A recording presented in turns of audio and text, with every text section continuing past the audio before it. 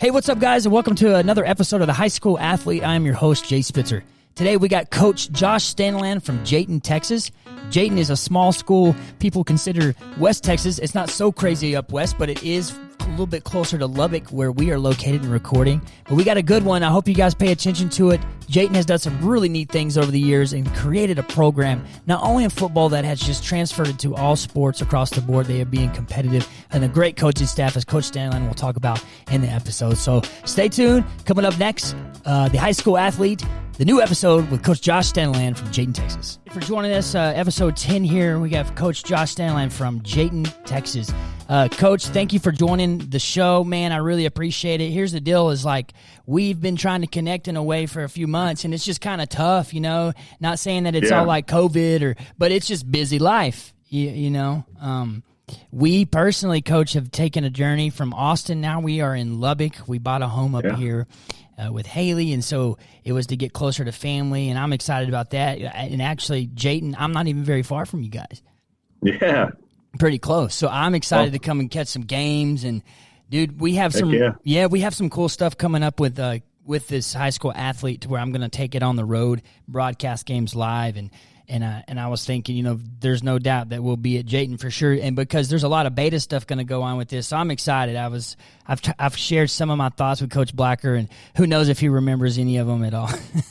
But, he's pretty busy right now too. Understood. But, man, it's good stuff. Yeah. So what I wanted to jump into, Coach, right off the bat is we'll talk about you and your life, but also we'll go through your Jayton and your football program now, and we'll just kind of navigate it, you know, as we go. Sounds good. Yeah. Yeah. But first of all, can you just tell everybody, you know, who you are? I want to know where you grew up. I know, but I want the world to know. Tell us where you grew up and kind of how that was.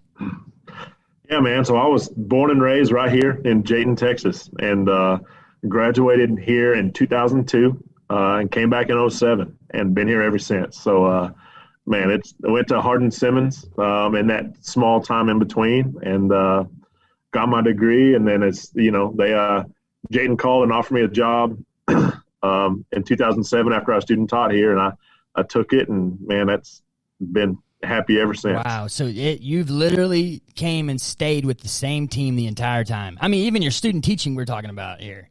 You do. Yeah. Okay. So I guess I got here in the spring of 2007. So Jayton was coming off of that state championship loss to Vernon Northside. Right. And so I came on board full time the next year, and my brother was a senior, and it's just an opportunity I couldn't turn down. He was a year older than me, I think, because he graduated 2007, right? You're saying he graduated 2008. Oh, so we're in the same class then. I'm 2008 too. Yes. So we're same. Okay, awesome.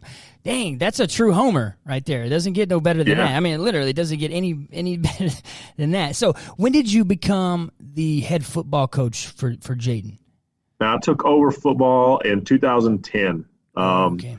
I was a head basketball coach before that, and an assistant prior to that. And always knew I wanted to be the football coach here for a long time. And so I just kind of had to wait my turn. And when it opened up, I was able to do it, and which worked out really well because I was able to bring Ryan Blacker in to be the basketball coach. So it worked out. Yeah. So you've been the football coach for 9 to 10 years.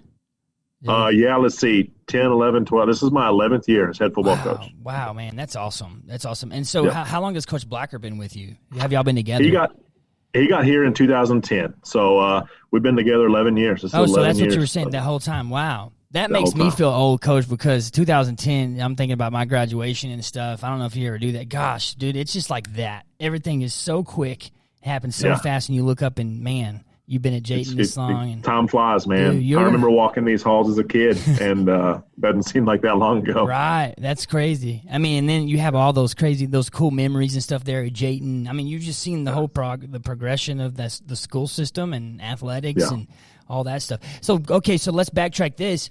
Let's go back to high school or even junior high. When did you fall in love, or I don't know if you ever did, with sports, or, you know? And as early as I can remember, you know, I remember some of my earliest memories are, you know, playing sports, doing whether it's t-ball or whatever, you know. And I knew at a pretty young age that I wanted to stay around sports and football in particular. I wasn't talented enough to to go play at the next level, but I knew that I could coach it, and so started chasing that dream pretty early on, and knew while I was still in high school that I wanted to do it, and at that point I thought it'd be really cool to go coach 11-man ball and be a college coach and all that stuff, but whenever this opportunity presented itself again, I just couldn't turn it down, and I have not regretted it for a single second. Absolutely. What that's crazy. What position did you play in football? Man, as a junior, I played center. We ran the spread, and I played center. And then as a senior, just a few places, just mostly offensive line. Yeah. And then defensively, just everywhere but safety, probably. Okay. Nice. I didn't cover a lot of receivers back in the day. Sure. And that's is 6-man, right? Did you play 6-man? Okay. Yeah. Yeah. So what about basketball? What position were you in basketball? I was a post in basketball. Yeah. And grew up loving basketball as well. And like I said, in baseball and all of it. If we had it, I was trying it. Yeah. Sure. Did y'all ever have baseball actually there in Jayton? The chance to play baseball? No, we played through Pony League. So I guess Ryan and I played through 8th grade or so. But then after that, when we got to high school, we didn't have any more. But we played from T-ball on, and as long as we could. I mean, that was kind of us. There's sports that I looked at that, of course it's available to play. I mean, like golf and stuff like that. I felt like, it wasn't said, but the option wasn't there. If that makes sense. It was like, hey, This is actually track season, and we're going to, Coach Reed, of course, was huge on that. So I would have loved to try to play something like golf or, baseball would have been crazy. I can imagine my class even we'd be hitting each other with the bats at the end of the game. But that's neat. Did you play golf or anything else like that? Did you? Yeah, I did. You participated. Yeah, if it had a ball in golf. If it had a ball in it, you were giving it a shot.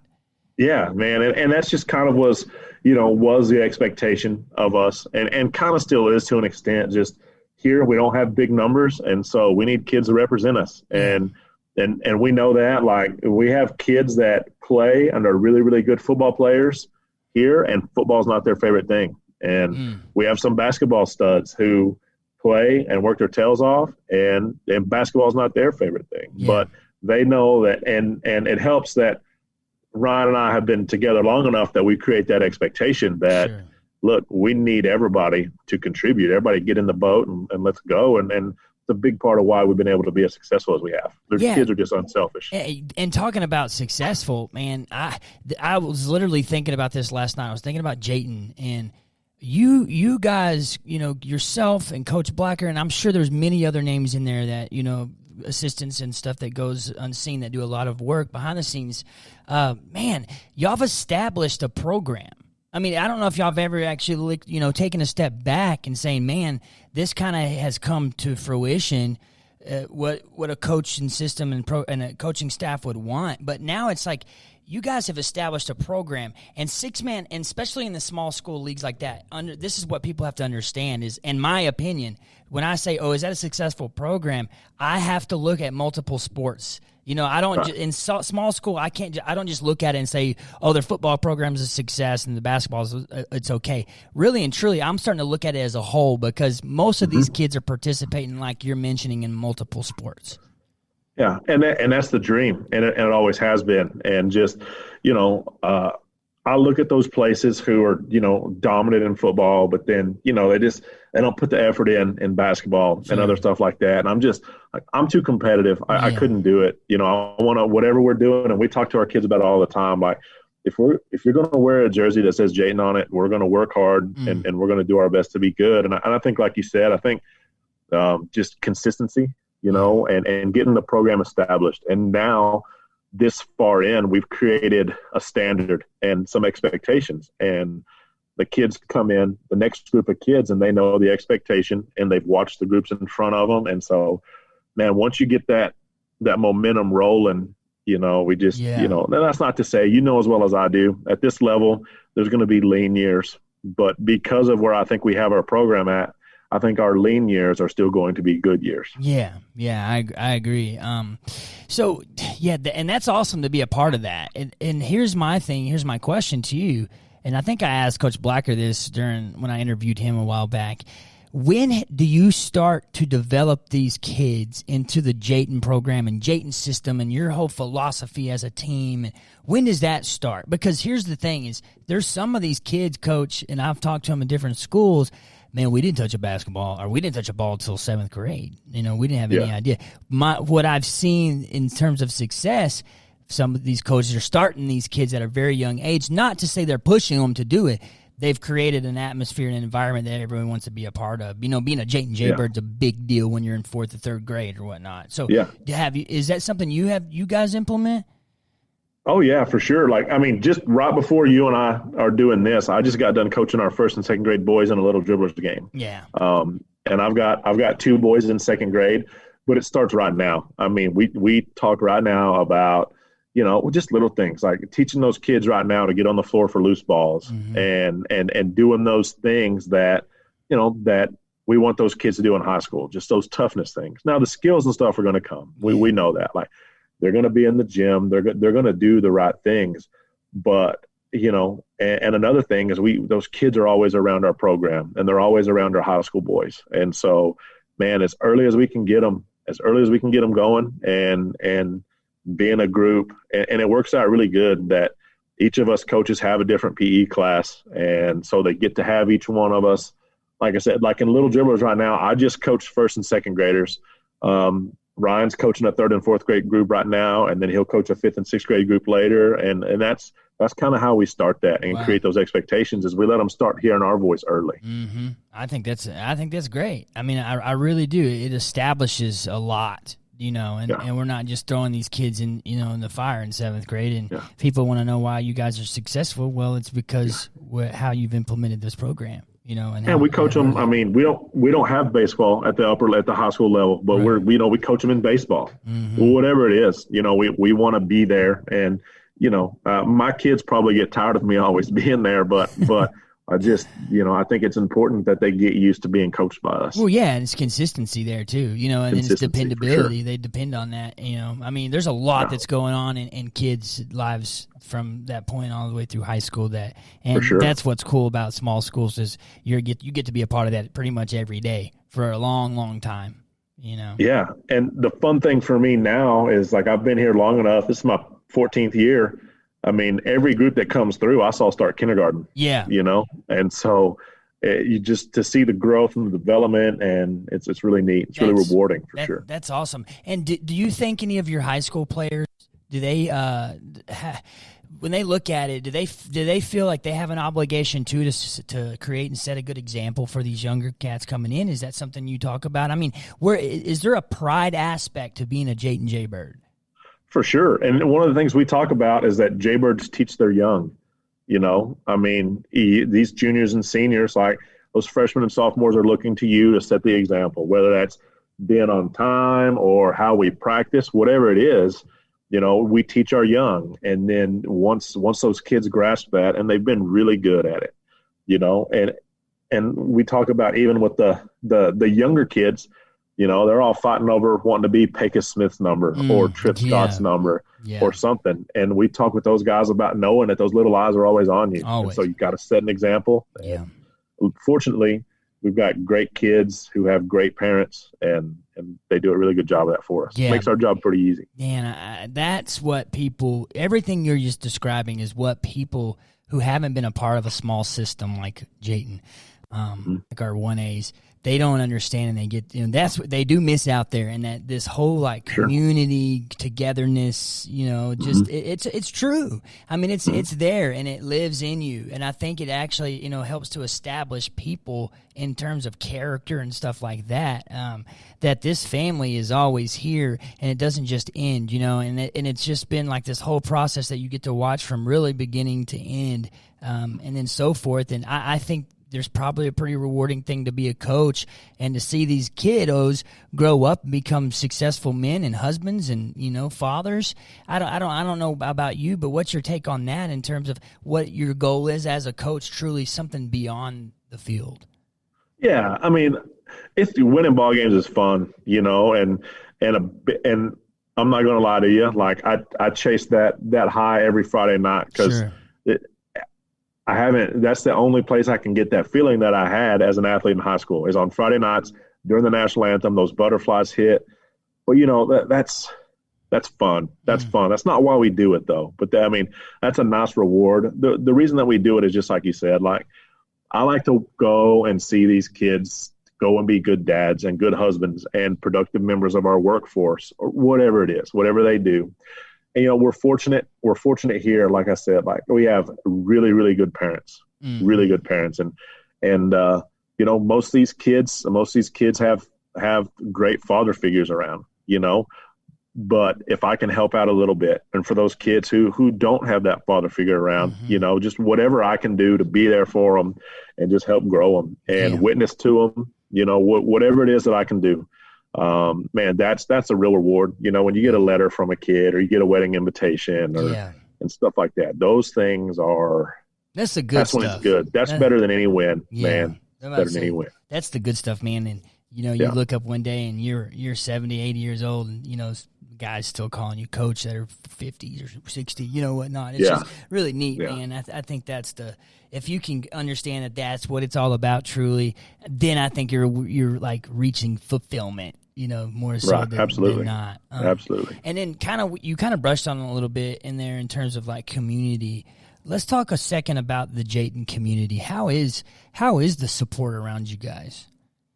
Man, it's phenomenal.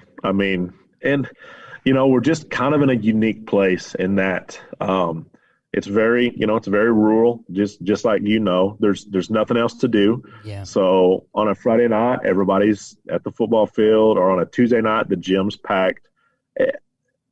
For one, they love our kids and they're going to support our kids. Mm-hmm. But number two, like it's the social thing to do in Jayton. There's nothing else, and so and again, like you said, like most of our kids, not all, but a huge majority of our kids have Jayton roots.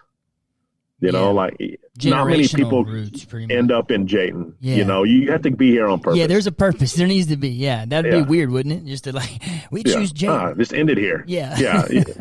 And so people come here because their roots are here and they want to be here. And so it's, like a lot of our kids, like, will have had a dad play or a grandpa play or brothers or uncles. Yeah. And so, there's this, it's personal to them and it means a lot. And so, then those people come to support them. And it's just, man, a community is the best word, because I know a lot of places that do things and they have a lot of great kids, but maybe they're heavily reliant on transfers or something. We don't get that. Yeah. Yeah. We're that.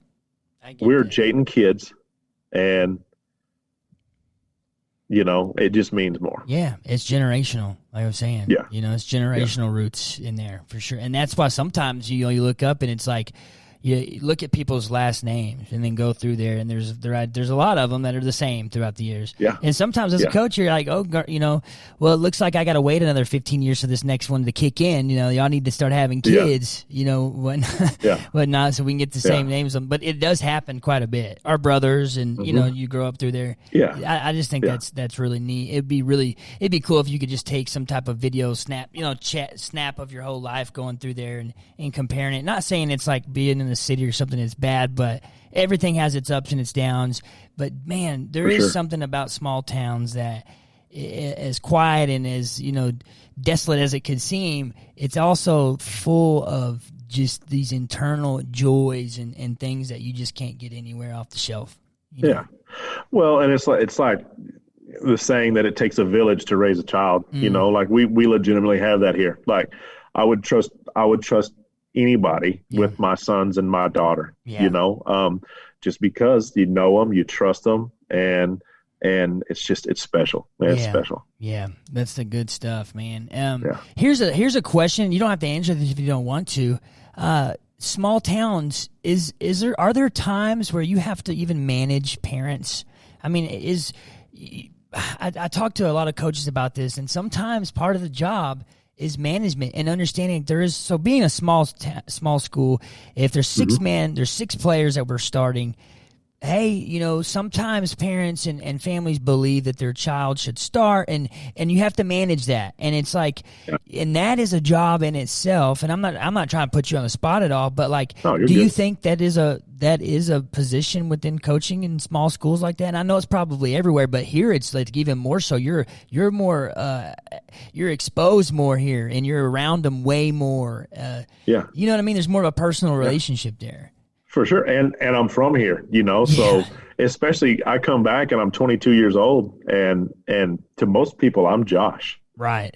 Even the kids that I coached, they were 8th graders when I graduated. It was hard for a little while to become Coach Stanaland. But I will say this, and this again just goes to talk to our parents. Like in my 14 years, maybe one issue with a kid about playing time, or with a parent about playing time. Yeah. It's just rare. It's rare. And now then, I think a big part of a lot of that, is having an open door and just being approachable. Sure. If there's ever is an issue, I work really hard. I'm very relational, and I work really hard to make sure that, to have relationships with all of our parents. And, we've obviously, most of us have known each other for a long time. And so they know if there's an issue, they've got my number, they know where I live, and the coach's office door is always open. So, but for sure, I think that is a skill. We're just fortunate here that, again, our parents are great. And over the last few years, we've had the ability to have a JV, which has been awesome. Because that helps. It alleviates a lot of that. Yeah, that helps a lot. And I think it's a lot of that. What you're saying is the coaches, the parents and the families have bought into the program just like the kiddos. And like part of buying in is letting the coaches coach and understand that they are doing, the best for not only the team, but the child, the athlete as well at all times. Yeah. And it's rare. It's rare that we have a kid come through our program and he never gets his turn. Sure. Like I feel like we do a good enough job developing kids, even kids that, maybe aren't the most talented. We find a way to give them a role. And then eventually, like I said, we're fortunate now that our numbers are good enough where if we need to play JV for 2 years, we will. But then as a junior, that kid can come in and he can have a role. Yeah. And it may be, you're going to play nose guard against T and not a lot else. Yeah. But you're going to have a role. And that kid is really good about buying in. And that's what I'm going to do. And playing his role, being the best at that. Exactly what you're putting out. That's great. So let's talk about football, and even coming up now. So when do you think for you? Because I've been looking at it, and I even drew like how the progression of Jayton's football program from when I remember, and some of it's up, and then it goes down, and then we start doing this we're climbing, and for me that looks like it's the way it's been over the last 5, 6, 7, 8 years, in my opinion, in the progression of it from what I've seen, and that's again a very, very skewed outside look, right? And it's not. I don't base everything off of wins and losses by any means. What's cool about Six Man is we can look at it and really dissect it to see what these challenges are and the progression of each kid from year to year. When do you think you really got comfortable as a coach and the progression, you really stuck your feet in? Hey, this is, your philosophy as a coach, and you're implementing these things of how you think the field should be played, or whatever it is that you bring to the table as a coach and your philosophies. When do you think that's you stuck in and have really begin to build that thing?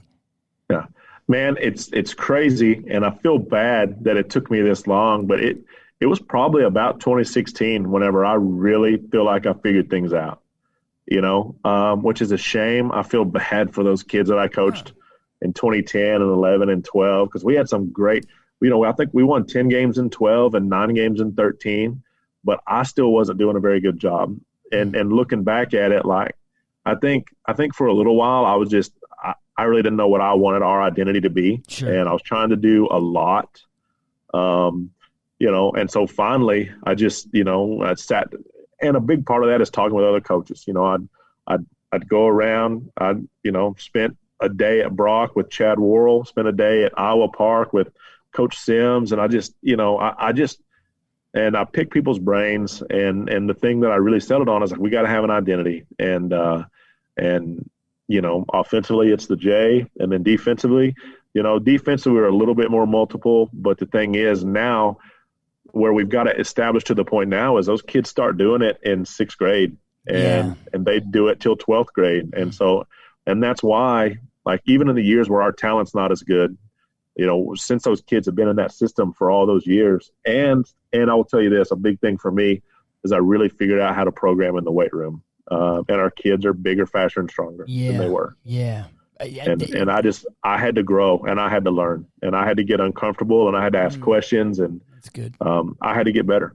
Yeah, that's good stuff. Everything you just mentioned was just fire. It was great. So you mentioned it's very interesting that you mentioned this, the weight room. Here's the thing. In 1A, six man, let's just, it's 6 man. That's what we're talking about. That's what I'm specializing in here. It's 6 man. There has been very seldom programs that I've seen that we've had anything mentioned about a weight room. And that's interesting to do because it is important. And one thing that I noticed is even me as a high school athlete, Richland Springs was doing it. They had a weight program. Them kids were big. I mean, those kids' bicep, they're looking like Arnold Schwarzenegger, and we're just over here, athletes that run fast, in a lot of areas. But I think that's great that you mentioned that because coaches will argue, well, it takes away from their speed and blah blah blah. I think that's horse crap. Honestly, it just is. I think that strength, it builds size, it builds strength, it builds speed and agility. There's so many great things to it. When did this start? When did the weight room thing become a part of the success? Man, I really think it's when I started going around and visiting those coaches at the higher levels, and sitting down with those guys and just figuring out, all right, how are you successful year after year? And granted, they don't have as many multi-sport athletes as we do, but that is a common denominator in all of them. And I tell you what, like all of that stuff, like if a kid wants to run faster and jump higher, he's got to go squat. Absolutely. That's where it comes from. And one of my favorite things about the weight room is what a great place for us to put a kid in adversity. I mean, you're standing there looking in the mirror and you've got a lot of weight on your shoulders and it's going to be hard to get back up with it, but you're going to go below parallel and man, I tell you what though, that for me, and now our kids love it. Like it's part of what we do. And, our voluntary workouts in the summer, I mean, we'll have 18, 19 kids a night and they're in there and man, they're bought in. They're bought in because they understand, like, if whatever we're doing, I don't care if it's golf or if it's tennis, there's no sport on the planet that we play that you are not better off by being bigger and faster and stronger. Sure, absolutely. And the kids know I'm not trying to build linemen. The goal is to put 6 running backs on the field if we can. Right. Who are big and fast and mean. Yep. And same on the basketball floor. Yeah. We want to put the most athletic, highest jumping, quick twitch kids we can. Absolutely. And you do that in the weight room. You don't do it just by practicing your sport. So it is big time for us. And also, here's another side to it, and it's not going to be mentioned a lot, but the truth is the aesthetics of it and the fact that another team sees you coming in and, hey, these boys are big, these boys work out, they look really good. That already, you start the game off with a win because you're putting them, they're starting to get insecure. I'm just saying that's the truth. Like, the fact that we look good, play good, there is a part of that is true. Absolutely. Now, the rest of it, backing up part is true. Whether you work hard or not, the weight room's not going to lie to you. You put in, you get what you put in there. And so you can cheat. That's fine all day, but you're cheating yourself and your teammates, Yeah. Well, and that, like, the weight room doesn't lie. You can either lift it or you can't. Yep. I mean, and everybody's stuff is in there on the whiteboard. And I tell you what, it's always fun when we have those days when we go really heavy and those kids are like, Coach, my max is up. And plus, it's not an accident that we have a ton of really big mirrors in there. Yeah. That's on purpose because those kids, they're high school boys and they're always flexing. Always. I love it, man, because it gets them in there. They see those arms growing and those abs coming in and those they're traps. Liking it, man. They're liking it. It's confidence, right?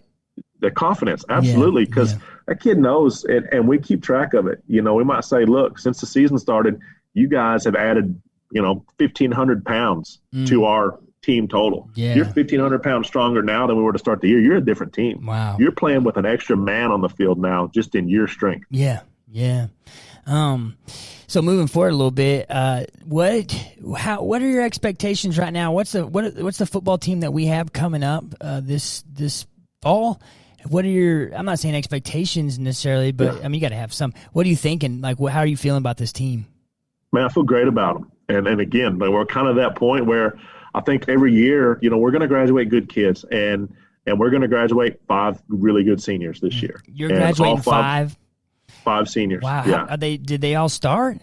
Yeah. Oh, yeah. Wow. Somewhere. Now, not all of them were two-way starters, right? But all of them were starters somewhere. And so, at our level, that's really hard to replace. And then don't get me wrong, they will be hard to replace. Sure. Pecos Smiths don't come around often. Yeah. And so, we cannot replace him individually. However, we've got a lot of really good kids who have been watching those guys and working hard and waiting their turn and playing 2 years of JV football. And that's honestly, we're going to have a bunch of kids coming off of our JV teams who, are going to have a really good spring and a really good summer, and they're going to step in, and there will probably be some growing pains because we're going to be junior heavy next year. Mm-hmm. But I tell you what, I think by the end of the year, we're going to see those kids playing really, really good ball again. And it won't shock me at all if we're out there on Thanksgiving practicing. Yeah, that'd be awesome. And I'm constantly, rooting for you guys. I like I said, I've watched the progression, and I'm just excited because it's cool that we have 2 guys that are homeboys, they're from Jayton that are there creating this program. I just doesn't get, the storyline is just cool. It's just a good story. It's a feel good at the same time. And I mean, there's a very high possibility that you both retire at Jayton. I mean, that is possible. Yeah. Neat. And I mean, that's the dream. You never know. You never know that things happen, but I can legitimately say, since I've been here 14 years, I've taken calls and I've looked at things like I haven't even gone on an interview in 14 years. Yeah. I mean, that's how happy I am here. Yeah. No, and your family's probably the same, right? Your kiddos are just coming in, and your wife is. Does she work there? Does she? What How she does? She works in the office here. Awesome. Yeah. She started the daycare when my boys were really little, and then as they kind of transitioned out, she moved into the building, and she works in the office. And I've got 4 kids in this building. Yeah, I mean, this is their livelihood, for sure. So, and another thing is how long have you and Coach Blagger been friends for? For as long as I can remember. I mean, we grew up playing T-ball. I mean, age 4 or 5 years old. Yeah. Our dads coached us in the Little League. He's a year older than me, but we legitimately grew up together riding bikes. He had a 4-wheeler. I had a bicycle. So he and his cousin they'd chase us around on their 4-wheelers. But man, that's good stuff. Forever. That's forever. Good. He's one of my best friends, and to get to do it alongside him just makes it even more rewarding. Yeah. Because man, when you get to be a part of a staff, and I'll say this, like, when those lean years happen, and we've been fortunate, but when those lean years do come, if you got a staff that is really good, it sure makes those times better. Yeah, I agree. And that's kind of what I was hitting on here is everybody helped in 6-man small schools. Everybody, the coaches, if you think you're coming in and just going to coach your sport, you have a big thing coming for you, because it's not about that. We need you in multiple areas, Mm-hmm. Yeah, I need you as my head football coach, but or my head basketball coach, but I also need you as my defensive coordinator. I need you, and you have a big role. And so assistant coaches,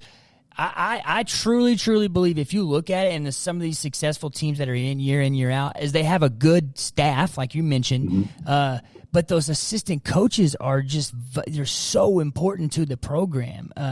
You can't do everything as a head coach. You can try, and there are, you do a lot, don't say, but I'm just assuming, Coach, that if you have a good assistants beside you, it just makes it that much better, right?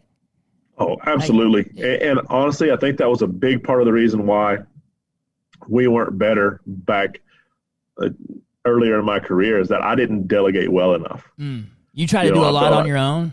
I tried to do too much. I tried to do too much, which is fine. A lot of guys do it, and a lot of guys do it well. But Coach Blacker calls our offense in football, and so he is gifted. Like, he's good at it, and he's better at it than I am. And so I don't know how many head coaches in 6-man don't call the offense. I'm not one of them. And that's interesting. I've always been defensive minded, forever. And I like the challenge in 6-man of stopping their offense. A big part of that is is just that I have a gifted offensive play caller, and he's good. And there were years where I tried to do both, and both sides of the ball struggled because my attention was divided. Yeah. The average went down on each side. Yeah. Yeah. And so now our offense is better because that's what he's thinking about. Our defense is better because that's where my focus is. Mm-hmm. And we've got 2 other coaches. One's in the press box, and Coach Blankenship's in the press box, and he's kind of Coach Biker's eye in the sky. Yeah. And then I have Coach King on the sideline with me, and we're really kind of divvying the thing up. And, man, the more you can delegate and the more good people you can surround yourself with that you trust. Yeah, that makes it's family, totally right? Invaluable. It's like a family atmosphere, as you're just describing. Yeah. Is Coach King from did he go to Newcastle? Is that King that I'm thinking of? So is he y'all's girls coach? He's an assistant. Oh, okay. He is Coach Blankenship is our head girls coach. Okay. Coach King assists, and Coach Blankenship and Coach King are primarily on the girls side. Everybody on so Coach Blankenship's son Ben is a sophomore, one of our quarterbacks, and Coach King's son Isaac is a freshman, and really good chance he's going to be our starting 3-back next year. So, those guys, they're obviously really invested in football too. So, those guys are around as much as they can, which they're obviously busy. They have basketball and cross country and all of that stuff going on. Yeah, man, you got a good staff, Coach. So it sounds like. And then nice. So let's flip things here and look at basketball. So I'm assuming you're assistant. You help out with basketball. Are you just as motivated and fired up for those guys as well as when they're playing basketball as if they're in football season? Oh, totally. I mean, and it helps. So, like I mentioned earlier, I was the basketball coach here. Yeah, that's true. And as a kid, I was definitely a football kid. I played basketball, but I was a football kid. But I really like basketball. I love basketball. I see the value that basketball brings to a football program, especially at the 6-man level. It's undeniable to me. And so to see those kids getting out there, anytime we can compete, I'm going to be a fan of our kids. I don't care what it is. Yeah. And man, especially, I get fired up. I had to be told by an official last night to be quiet. So, Coach, he said, "Sit down, Coach." he said, "Be quiet." And so, be quiet. Man, I get into it, and I just love our kids, man, and I support Coach Blacker and anything I can do. I'm the JV coach, and I go anywhere he wants me to go, and because I know those kids are the future, and I coach them hard. I coach them really hard because I know that's what he'd do. And so, and he coaches junior high football, and he does the same thing. Sure. If I ever can't make a junior high game, I have no concern because I know that those kids are being coached just like I was there. Absolutely. That's good. That's good, man. I just like I said, I love the way things are going there for you guys and Jaden, and I hope they keep continuing with these last just couple minutes, Coach. I told you time flies on here. I don't know if you but I looked up, it's been 45. Anyways, so let's look at this. I want to always ask these coaches these questions, and then again, a lot of times I'm going to have to pick up with you to have another episode to continue because there's just a lot we can just dive into. For sure. Because I wanted to get even more into your philosophy of offense and what you think, or defense and what you think and why, and we'll get there at some point, but I think that could take up its time. So let's just ask these couple questions. First question is this: is there anybody that played a huge role in your life as a mentor or something, not only as a coach but as a person that you really feel has helped mold you into the coach and person that you are? And who is that person, and tell me why that they were important? Right.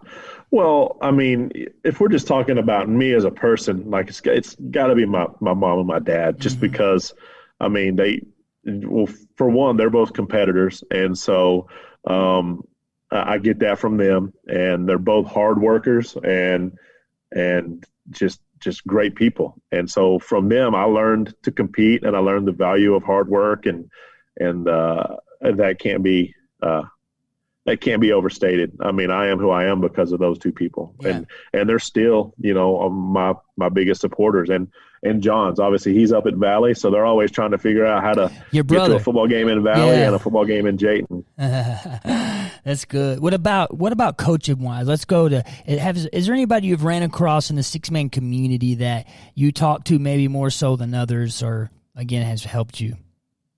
Yeah, I talk to so many people, Yeah, Coach. understood. I tell you what, I know early in my career, somebody that I really Mitch Lee was a big one for me early on. Yeah, it's a Mike good one. Reed, It's a good one. Mitch yeah, Lee, Mike Reed's Coach a good Reed one too. for me, big time. I just remember sitting down with those guys. I tell you, Vance Jones at Vance, another Balmorhea. great one. Yeah. I've sat beside him at coaching school with a notepad and just listened for hours. Mm. There's nothing that Vance Jones needs to hear from Josh Stanaland, but I'll sit there and I'll listen to him and man, all of those guys, Trey Ritchie at Borden County and Bubba Edwards, both those guys, Jayton Boyce. That's a good combo there too, right? Six man. I've looked. There's the combos nowadays. It's like two of them, and then that's one of the good ones. Those are one of the great ones.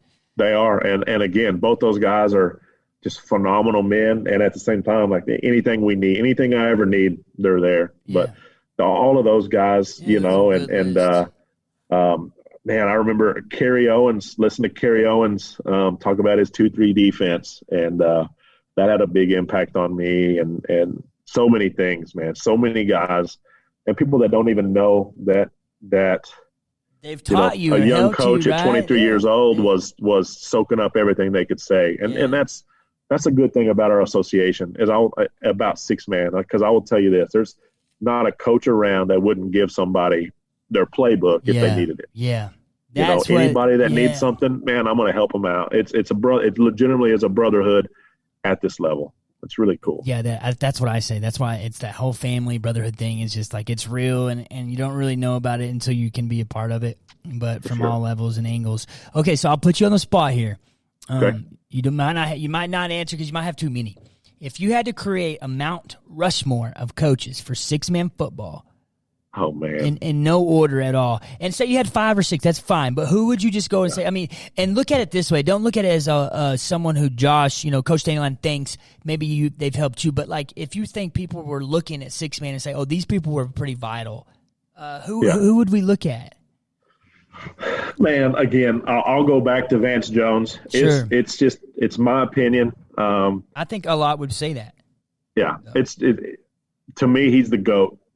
Just to do what he's done at the level he's done it at multiple places, it's not luck at this point. I mean, no, that's good. skill, right? Yeah, there's he's skill. good. Mm-hmm. Jerry Burkhart, 9-state championships. I mean, he's up there, and he's one of the great ones. I didn't mention Dwayne Lee a minute ago, but he's another one for me. That's a great man. I enjoy. I talk to Coach Lee all the time, and he's a big movie star now with his documentaries and stuff. But man, I interviewed him last week, Coach. Yeah, he's good. That's a good, solid guy. Period. At the end of the day, there's white and black, and he is there to do the right thing for those kiddos. Absolutely. And he's I'm fortunate to have gotten to become really good friends with him over the last handful of years. I get to be in a district with Mike Bigham, and man, talk about another great coach who, when you look at consistency and the things that he's done year after year after year after year, they just don't have down years. No. And honestly, like, they're kind of the model. Whenever we were kind of getting this thing started, I thought, all right, how can we be like that? Mm-hmm. And where we just don't have down years. Our down years, we weren't as good this year, but hey, we went 8-3. That's what I'm saying. You take what you have and you produce the best with what you have, right? Yeah, absolutely. And then Mike Reed, just because I think offensively he's been so innovative for forever. You got to have Mitch Lee on there for what he did at Panther Creek and beyond, but. Mm-hmm. Man, there are so many good ones. There's no telling who I'm leaving off. Those are just a group of guys that I know that have been really influential to me. Yeah, that's good. Trey Ritchie, obviously. Trey Ritchie. Coach Lee had a big hand in that option passing game. I don't even know if that's ran anymore, but that's like the perfect thing that would beat at a man-to-man defense of like Richland Springs. But you got to be able to run that option passing game too at the same time. Yeah. Great, Coach. Man, this has been awesome. I apologize if I've taken too much of your time. But you're good. But again, like, I appreciate you sitting down with us. Again, you just came off of a little dribblers game. Coaching from all levels, all ages. Man, that's awesome. And then so I hope you get some time today just to enjoy the rest of your day and hang out. There's no football today, but hey, we got playoffs in the NFL.